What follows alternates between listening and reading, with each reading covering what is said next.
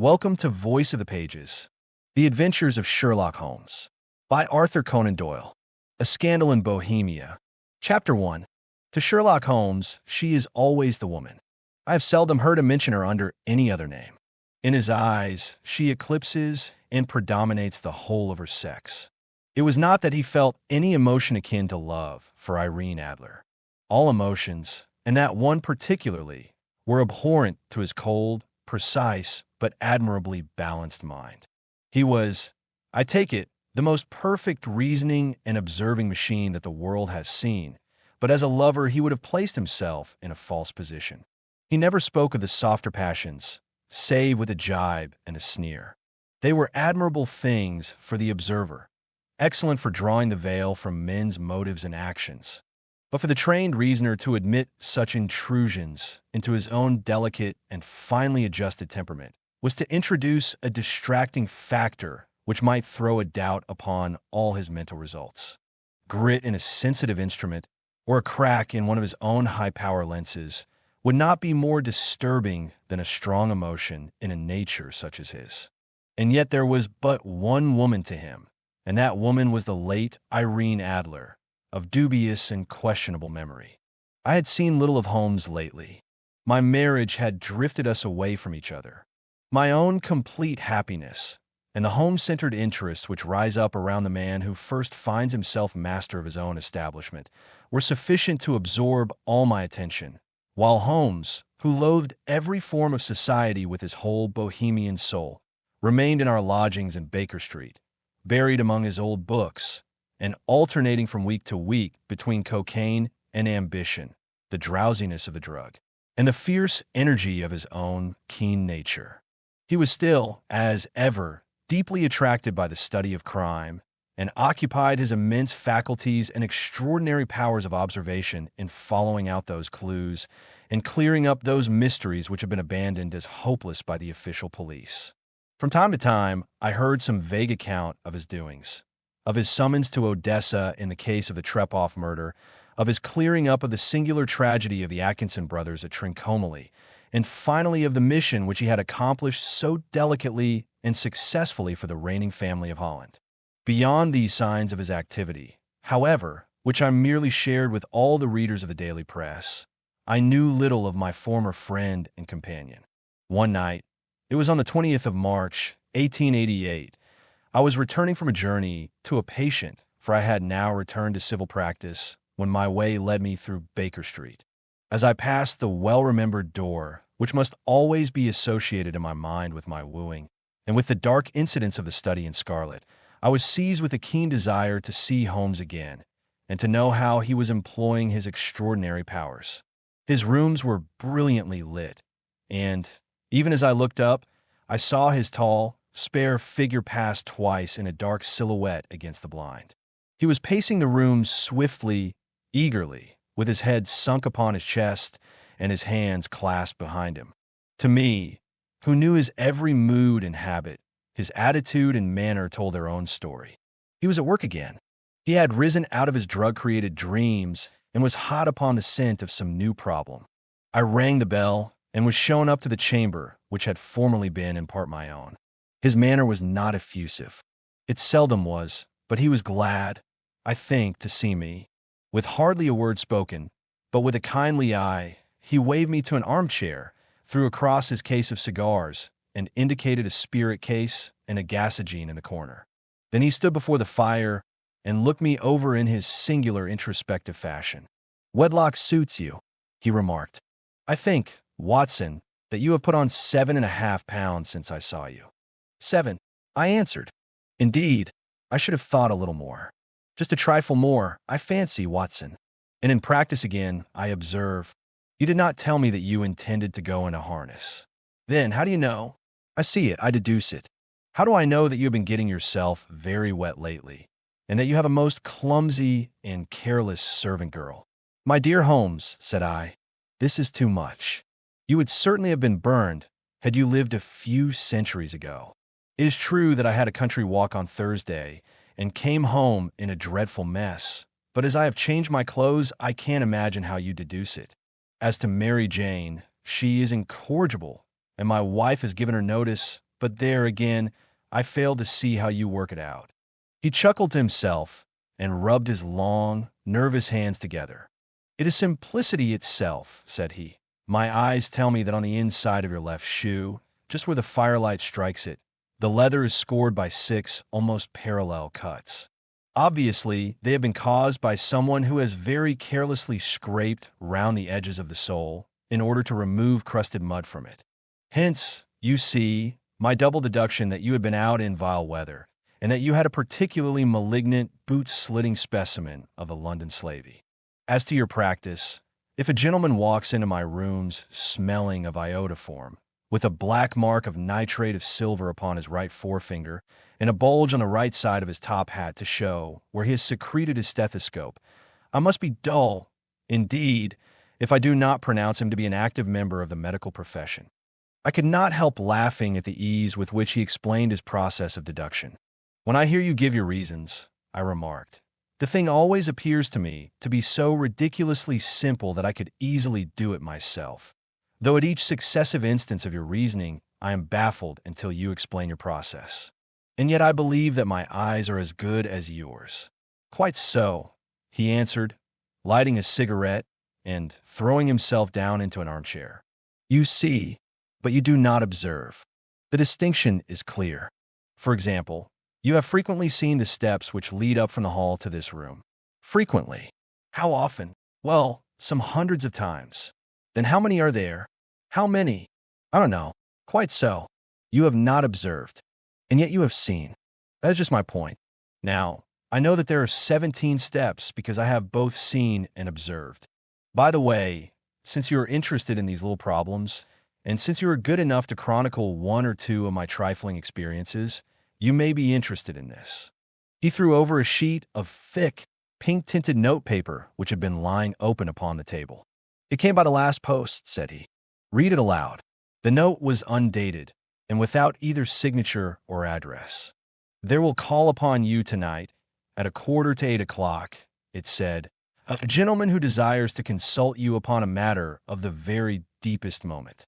Your recent services to one of the royal houses of Europe have shown that you are one who may safely be trusted with matters which are of an importance which can hardly be exaggerated. This account of you we have from all quarters received. Be in your chamber, then, at that hour, and do not take it amiss if your visitor wear a mask." "This is indeed a mystery," I remarked.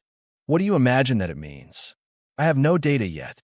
It is a capital mistake to theorize before one has data.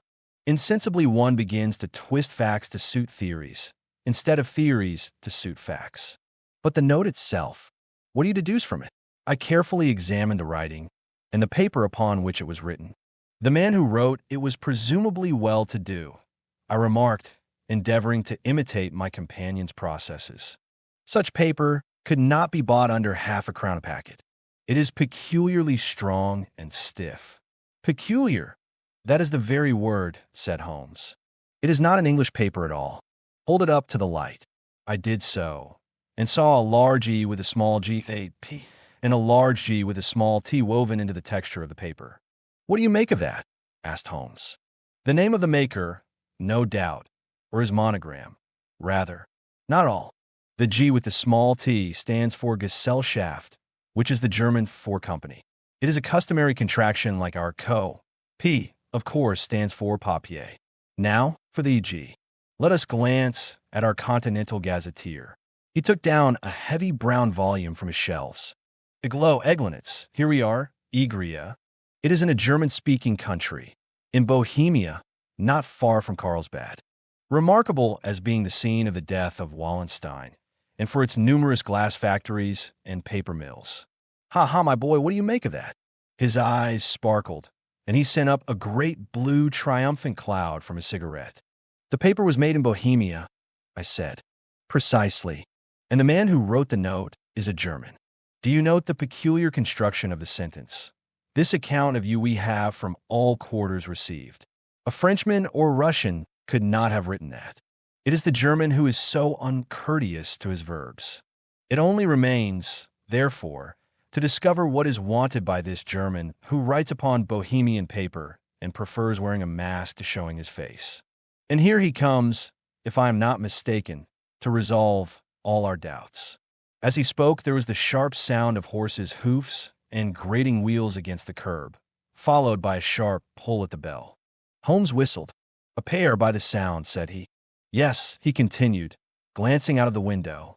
"A nice little brougham and a pair of beauties. 150 guineas apiece. There's money in this case, Watson, if there is nothing else. I think that I had better go, Holmes." "Not a bit, doctor. Stay where you are. I am lost without my Boswell, and this promises to be interesting. It would be a pity to miss it. But your client—" "Never mind him. I may want your help, and so may he. Here he comes. Sit down in that armchair, doctor, and give us your best attention." A slow and heavy step, which had been heard upon the stairs and in the passage, paused immediately outside the door. Then there was a loud and authoritative tap. "Come in," said Holmes. A man entered who could hardly have been less than 6 feet 6 inches in height, with the chest and limbs of a Hercules. His dress was rich with a richness which would, in England, be looked upon as akin to bad taste. Heavy bands of astrakhan were slashed across the sleeves and fronts of his double-breasted coat, while the deep blue cloak which was thrown over his shoulders was lined with flame-colored silk and secured at the neck with a brooch which consisted of a single flaming barrel. Boots which extended halfway up his calves, and which were trimmed at the tops with rich brown fur, completed the impression of barbaric opulence which was suggested by his whole appearance. He carried a broad-brimmed hat in his hand, while he wore across the upper part of his face, extending down past the cheekbones, a black vizard mask, which he had apparently adjusted that very moment, for his hand was still raised to it as he entered. From the lower part of the face he appeared to be a man of strong character, with a thick, hanging lip and a long, straight chin suggestive of resolution pushed to the length of obstinacy. "You had my note?" he asked with a deep, harsh voice and a strongly marked German accent. "I told you that I would call." He looked from one to the other of us, as if uncertain which to address. "Pray take a seat," said Holmes. "This is my friend and colleague, Dr. Watson, who is occasionally good enough to help me in my cases. Whom have I the honor to address?" "You may address me as the Count von Kram, a Bohemian nobleman. I understand that this gentleman, your friend, is a man of honor and discretion, whom I may trust with a matter of the most extreme importance. If not, I should much prefer to communicate with you alone." I rose to go, but Holmes caught me by the wrist and pushed me back into my chair. "It is both, or none," said he. "You may say before this gentleman anything which you may say to me." The Count shrugged his broad shoulders. "Then I must begin," said he, "by binding you both to absolute secrecy for 2 years. At the end of that time the matter will be of no importance. At present it is not too much to say that it is of such weight it may have an influence upon European history." "I promise," said Holmes. "And you will excuse this mask," continued our strange visitor. "The august person who employs me wishes his agent to be unknown to you, and I may confess at once that the title by which I have just called myself is not exactly my own." "I was aware of it," said Holmes dryly. "The circumstances are of great delicacy, and every precaution has to be taken to quench what might grow to be an immense scandal and seriously compromise one of the reigning families of Europe. To speak plainly, the matter implicates the great house of Ormstein, hereditary kings of Bohemia." "I was also aware of that," murmured Holmes, settling himself down in his armchair and closing his eyes. Our visitor glanced with some apparent surprise at the languid, lounging figure of the man who had been no doubt depicted to him as the most incisive reasoner and most energetic agent in Europe. Holmes slowly reopened his eyes and looked impatiently at his gigantic client. "If your Majesty would condescend to state your case," he remarked, "I should be better able to advise you." The man sprang from his chair and paced up and down the room in uncontrollable agitation. Then, with a gesture of desperation, he tore the mask from his face and hurled it upon the ground. "You are right," he cried. "I am the king. Why should I attempt to conceal it?" "Why, indeed," murmured Holmes. "Your Majesty had not spoken before I was aware that I was addressing Wilhelm Gottsreich Sigismund von Ormstein, Grand Duke of Castle Felstein, and hereditary king of Bohemia. But you can understand, said our strange visitor, sitting down once more and passing his hand over his high white forehead. You can understand that I am not accustomed to doing such business in my own person. Yet the matter was so delicate that I could not confide it to an agent without putting myself in his power. I have come incognito from Prague for the purpose of consulting you. Then, pray consult, said Holmes, shutting his eyes once more. The facts are briefly these. Some 5 years ago, during a lengthy visit to Warsaw, I made the acquaintance of the well-known adventuress, Irene Adler. The name is no doubt familiar to you. Kindly look her up in my index, Doctor, murmured Holmes without opening his eyes. For many years he had adopted a system of docketing all paragraphs concerning men and things, so that it was difficult to name a subject or a person on which he could not at once furnish information. In this case, I found her biography sandwiched in between that of a Hebrew rabbi and that of a staff commander who had written a monograph upon the deep-sea fishes. Let me see, said Holmes. Born in New Jersey in the year 1858. Contralto La Scala. Prima donna Imperial Opera of Warsaw. Yes. Retired from operatic stage. Living in London. Quite so. Your Majesty, as I understand, became entangled with this young person, wrote her some compromising letters, and is now desirous of getting those letters back. Precisely so. But how? Was there a secret marriage? None. No legal papers or certificates. None. Then I fail to follow your Majesty. If this young person should produce her letters for blackmailing or other purposes, how is she to prove their authenticity? There is the writing. Pooh-pooh. Forgery. My private note paper. Stolen. My own seal. Imitated. My photograph. Bought. We were both in the photograph. Oh dear. That is very bad. Your Majesty has indeed committed an indiscretion. I was mad, insane. You have compromised yourself seriously. I was only crown prince then. I was young. I am but 30 now. It must be recovered.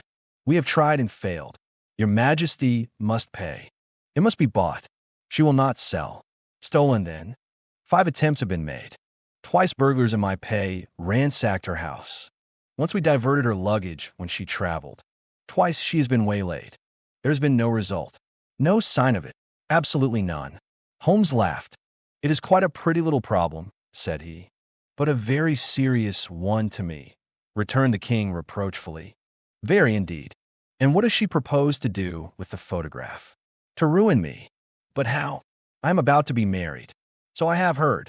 To Clotilde Lothman von Saxe-Meiningen, second daughter of the king of Scandinavia. You may know the strict principles of her family. She is herself the very soul of delicacy.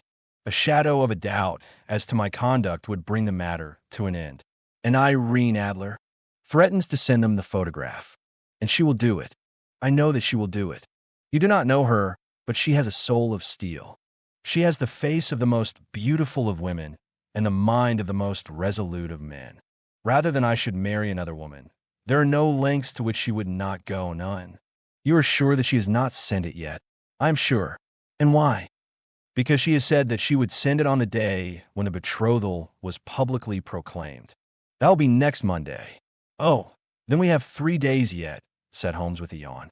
That is very fortunate, as I have 1 or 2 matters of importance to look into just at present. Your Majesty will, of course, stay in London for the present?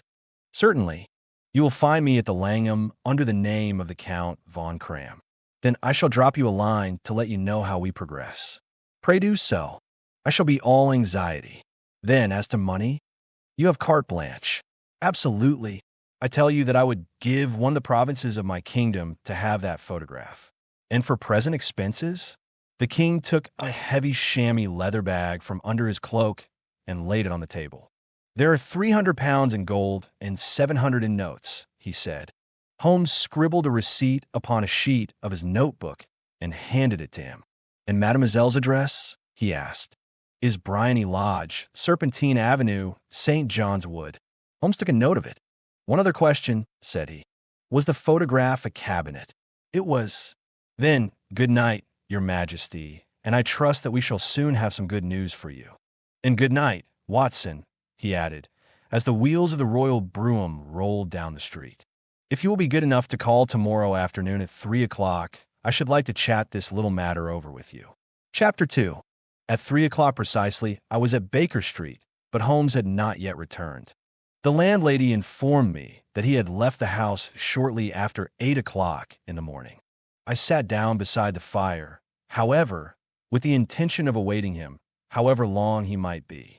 I was already deeply interested in his inquiry, for, though it was surrounded by none of the grim and strange features which were associated with the two crimes which I have already recorded, still, the nature of the case and the exalted station of his client gave it a character of its own. Indeed, apart from the nature of the investigation which my friend had on hand, there was something in his masterly grasp of a situation and his keen, incisive reasoning which made it a pleasure to me to study his system of work and to follow the quick, subtle methods by which he disentangled the most inextricable mysteries. So accustomed was I to his invariable success that the very possibility of his failing had ceased to enter into my head. It was close upon 4 before the door opened, and a drunken-looking groom, ill-kempt and side-whiskered, with an inflamed face and disreputable clothes, walked into the room. Accustomed as I was to my friend's amazing powers in the use of disguises, I had to look 3 times before I was certain that it was indeed he. With a nod, he vanished into the bedroom, whence he emerged in 5 minutes tweed-suited and respectable, as of old. Putting his hands into his pockets, he stretched out his legs in front of the fire and laughed heartily for some minutes. "Well, really," he cried, and then he choked and laughed again until he was obliged to lie back, limp and helpless in the chair. "What is it? It's quite too funny. I am sure you could never guess how I employed my morning, or what I ended by doing. I can't imagine. I suppose that you have been watching the habits, and perhaps the house, of Miss Irene Adler. Quite so, but the sequel was rather unusual. I will tell you, however. I left the house a little after 8 o'clock this morning in the character of a groom out of work. There's a wonderful sympathy and freemasonry among horsey men. Be one of them, and you will know all that there is to know. I soon found Bryony Lodge. It is a bijou villa with a garden at the back, but built out in front right up to the road, 2 stories. Chubb locked to the door. Large sitting room on the right side, well furnished, with long windows almost to the floor, and those preposterous English window fasteners which a child could open. Behind there was nothing remarkable, save that the passage window could be reached from the top of the coach house. I walked round it and examined it closely from every point of view, but without noting anything else of interest. I then lounged down the street and found, as I expected, that there was a mews in a lane which runs down by one wall of the garden. I lent the ostlers a hand in rubbing down their horses, and received in exchange 2pence, a glass of half and half, 2 fills of shag tobacco, and as much information as I could desire about Miss Adler, to say nothing of half a dozen other people in the neighborhood in whom I was not in the least interested, but whose biographies I was compelled to listen to. "And what of Irene Adler?" I asked. "Oh, she has turned all the men's heads down in that part. She is the daintiest thing under a bonnet on this planet. So say the Serpentine Mews to a man. She lives quietly, sings at concerts, drives out at 5 every day, and returns at 7 sharp for dinner. Seldom goes out at other times, except when she sings. Has only 1 male visitor, but a good deal of him. He is dark, handsome, and dashing, never calls less than once a day, and often twice. He is a Mr. Godfrey Norton of the Inner Temple. See the advantages of a cabman as a confidant. They had driven him home a dozen times from Serpentine Mews, and knew all about him. When I had listened to all they had to tell, I began to walk up and down near Bryony Lodge once more, and to think over my plan of campaign. This Godfrey Norton was evidently an important factor in the matter. He was a lawyer. That sounded ominous. What was the relation between them, and what the object of his repeated visits? Was she his client, his friend, or his mistress? If the former, she had probably transferred the photograph to his keeping. If the latter, it was less likely. On the issue of this question depended whether I should continue my work at Bryony Lodge or turn my attention to the gentlemen's chambers in the Temple. It was a delicate point, and it widened the field of my inquiry. I fear that I bore you with these details, but I have to let you see my little difficulties if you were to understand the situation. I am following you closely, I answered. I was still balancing the matter in my mind when a handsome cab drove up to Bryony Lodge, and a gentleman sprang out. He was a remarkably handsome man, dark, aquiline, and mustached, evidently the man of whom I had heard. He appeared to be in a great hurry, shouted to the cabman to wait, and brushed past the maid who opened the door with the air of a man who was thoroughly at home. He was in the house about half an hour, and I could catch glimpses of him in the windows of the sitting room, pacing up and down, talking excitedly, and waving his arms. Of her I could see nothing. Presently he emerged, looking even more flurried than before. As he stepped up to the cab, he pulled a gold watch from his pocket and looked at it earnestly. "Drive like the devil," he shouted, first to Gross and Hankey's in Regent Street, and then to the Church of St. Monica in the Edgware Road.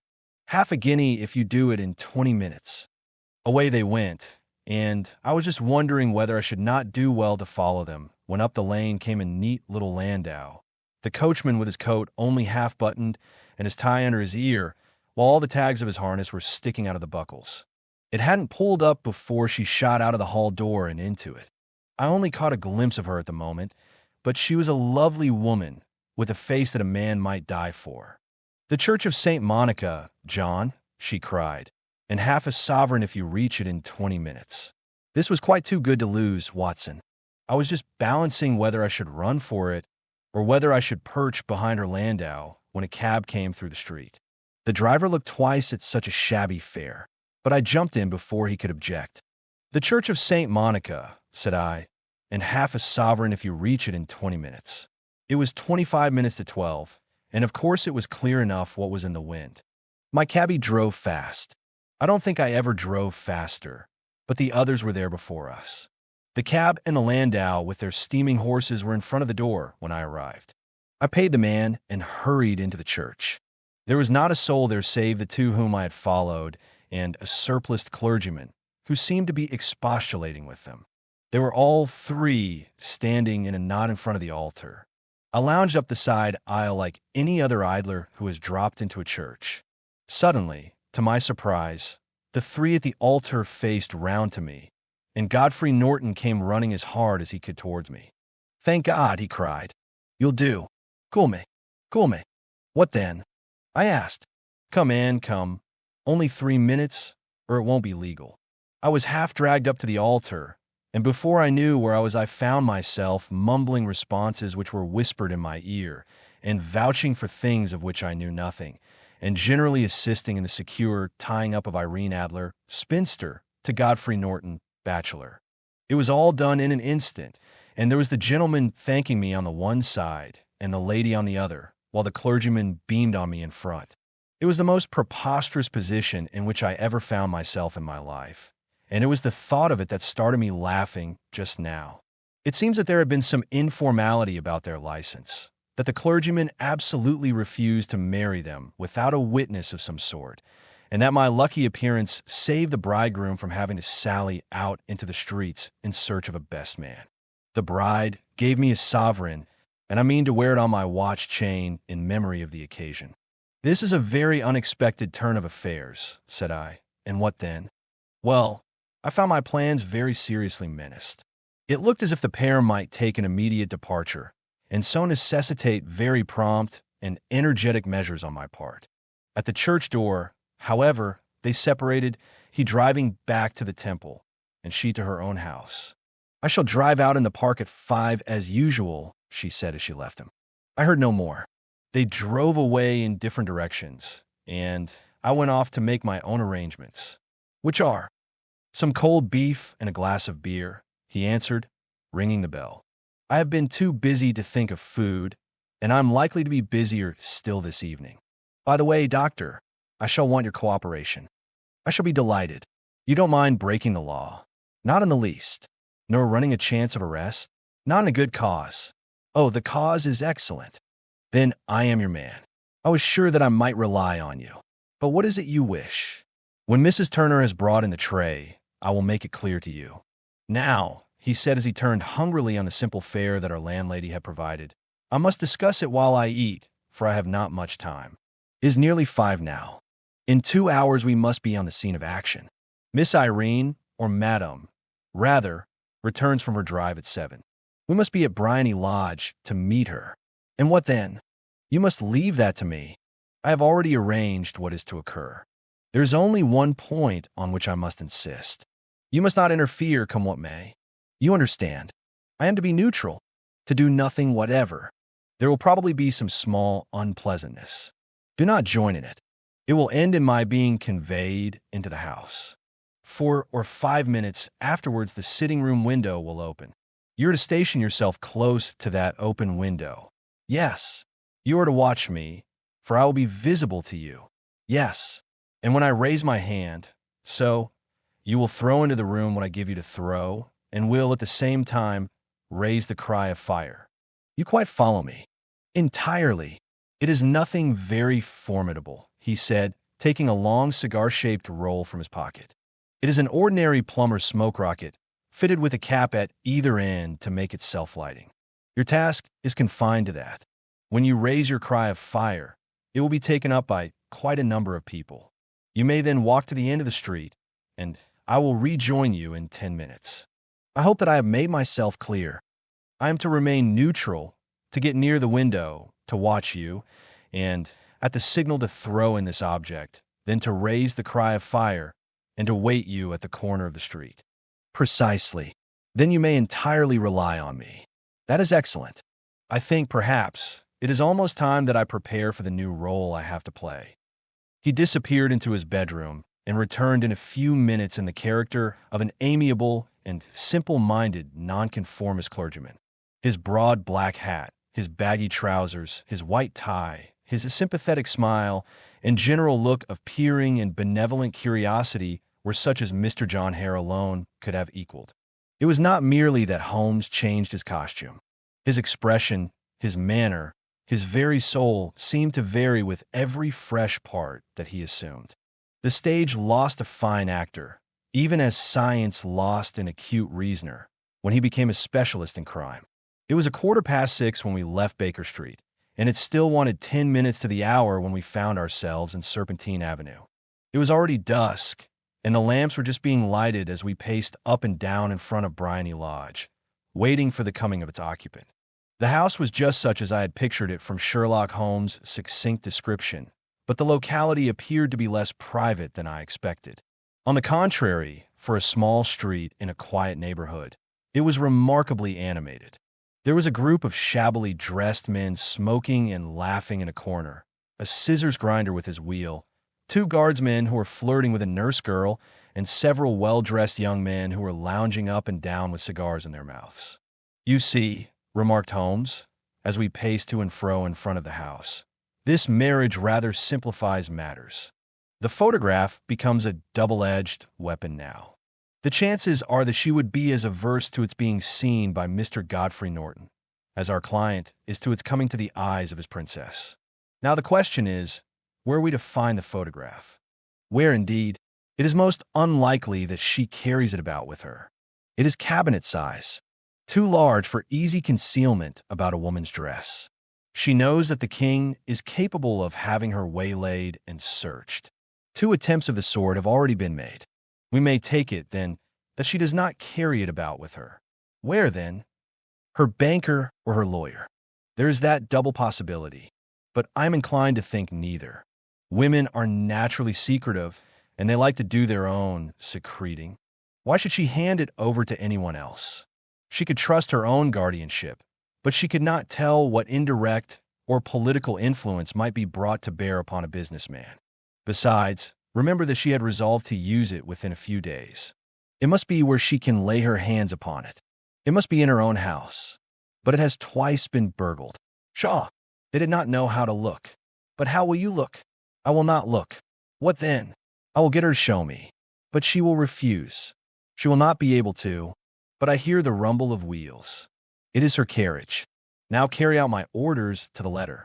As he spoke, the gleam of the side lights of a carriage came round the curve of the avenue.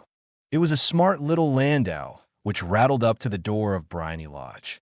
As it pulled up, One of the loafing men at the corner dashed forward to open the door in the hope of earning a copper, but was elbowed away by another loafer who had rushed up with the same intention. A fierce quarrel broke out, which was increased by the two guardsmen, who took sides with one of the loungers, and by the scissors grinder, who was equally hot upon the other side. A blow was struck, and in an instant the lady, who had stepped from her carriage, was the center of a little knot of flushed and struggling men, who struck savagely at each other with their fists and sticks. Holmes dashed into the crowd to protect the lady, but just as he reached her, he gave a cry and dropped to the ground, with the blood running freely down his face. At his fall, the guardsmen took to their heels in one direction and the loungers in the other, while a number of better-dressed people, who had watched the scuffle without taking part in it, crowded in to help the lady and to attend to the injured man. Irene Adler, as I will still call her, had hurried up the steps, but she stood at the top with her superb figure outlined against the lights of the hall, looking back into the street. "Is the poor gentleman much hurt?" she asked. "He is dead," cried several voices. "No, no, there's life in him," shouted another. "But he'll be gone before you can get him to hospital."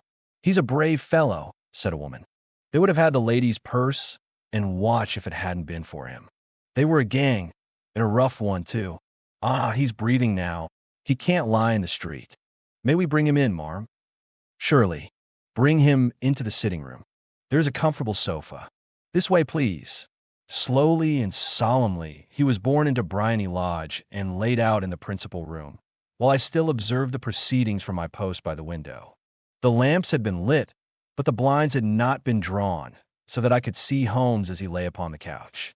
I do not know whether he was seized with compunction at that moment for the part he was playing, but I know that I never felt more heartily ashamed of myself in my life than when I saw the beautiful creature against whom I was conspiring, or the grace and kindliness with which she waited upon the injured man.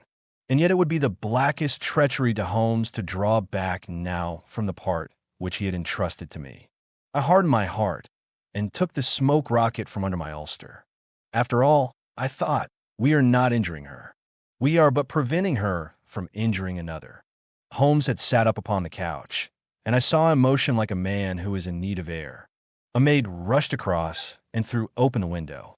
At the same instant, I saw him raise his hand, and at the signal, I tossed my rocket into the room with a cry of fire.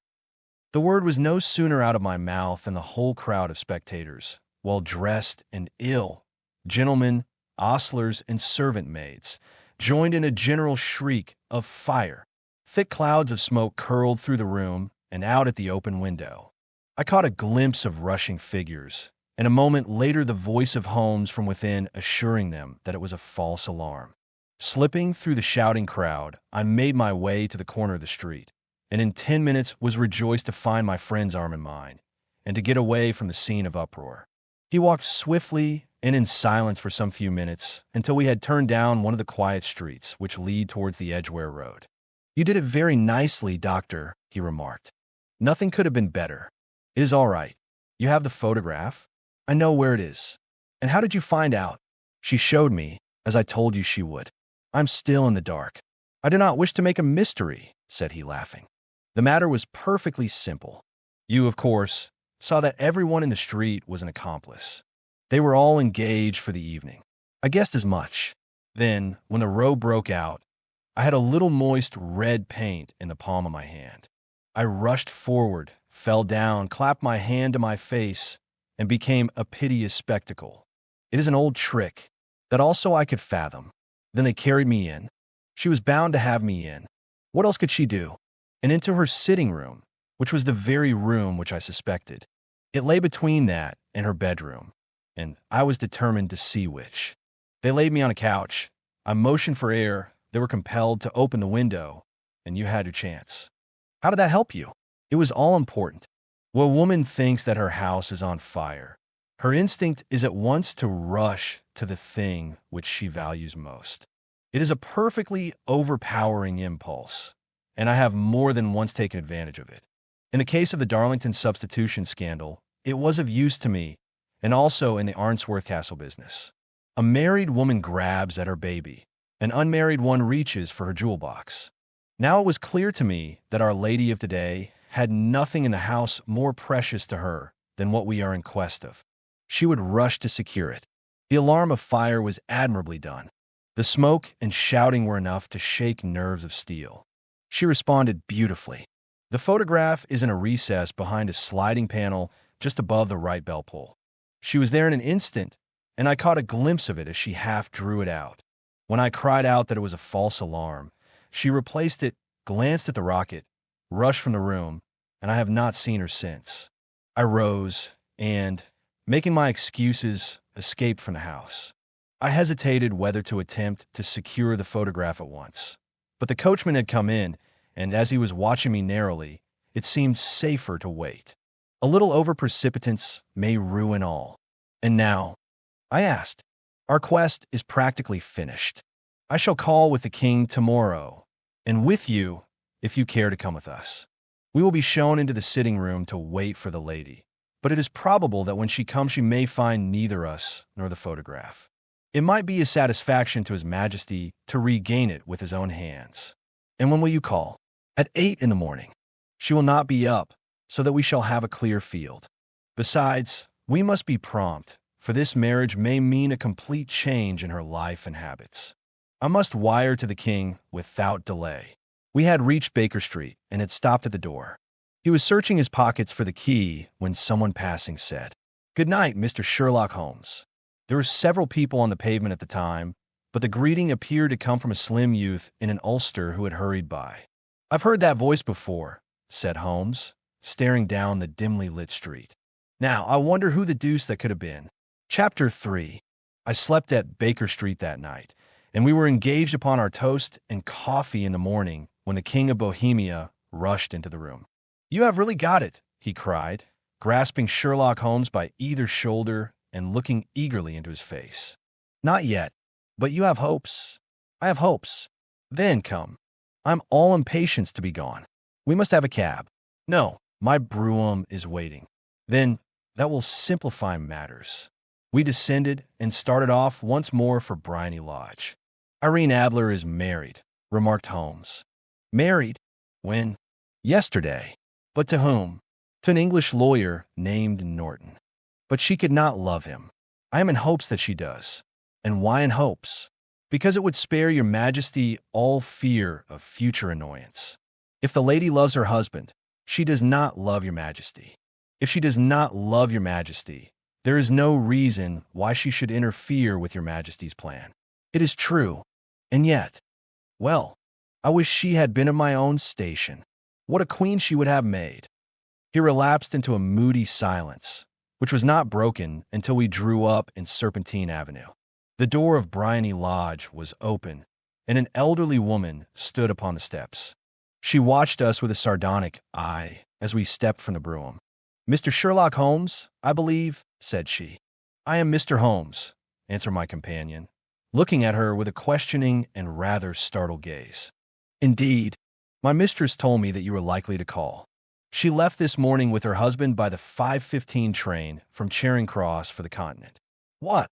Sherlock Holmes staggered back, white with chagrin and surprise. "Do you mean that she has left England?" "Never to return." "And the papers?" asked the king hoarsely. "All is lost. We shall see." He pushed past the servant and rushed into the drawing-room, followed by the king and myself.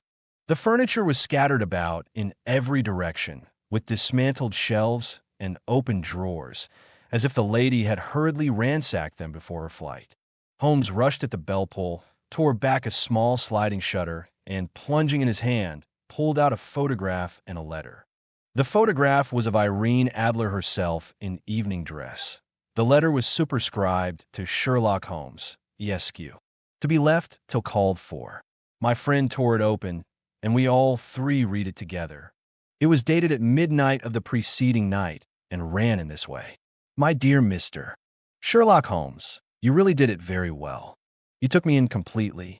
Until after the alarm of fire, I had not a suspicion. But then, when I found how I had betrayed myself, I began to think. I had been warned against you months ago.